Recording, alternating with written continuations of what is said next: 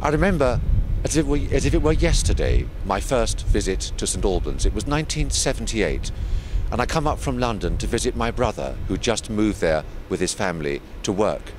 And I just remember that fantastic sight of the cathedral standing on the hill from the train. Little did I know then that I would then spend most of my adult life living in and around the city. I got married in the Abbey. Our oldest boy came home from St Albans City Hospital, where he was born, when there were still maternity services there. I was a councillor for the city centre for many years, and of course I commuted every day from St Albans to London. I've really come to cherish this place. But I know, we all know, it's fragile.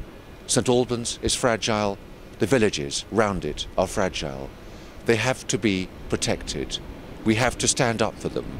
We have to protect our green belt and make sure that we don't just become the London Borough of Hertfordshire. We have to see off the rail freight terminal, which sits potentially like a dagger at the underbelly of St Albans. We have to fight against government plans to dump thousands of houses onto our green belt. We have to think what our city looks like. Pothole city. It's amazing to think the County Council spends nearly double the average on maintenance of roads per kilometre.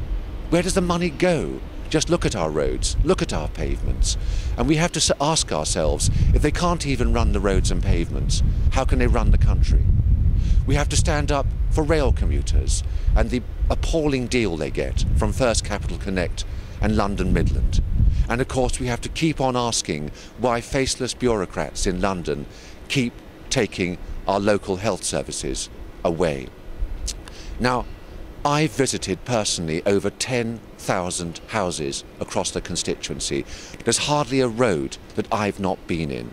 It gives me a great chance to listen to people, to listen to their concerns, and they know whoever's elected, it's going to be tough.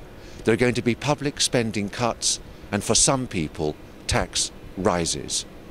And how can politicians who are tarred with the brush of having feathered their nest, how can they dish out pain? So I want to say, first of all, that I would never have a second home at taxpayers' expense. Why should I? I like my first home. I worked hard enough to buy it.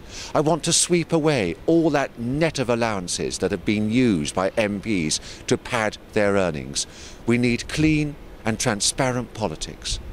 St Albans needs a champion. I hope to be that champion.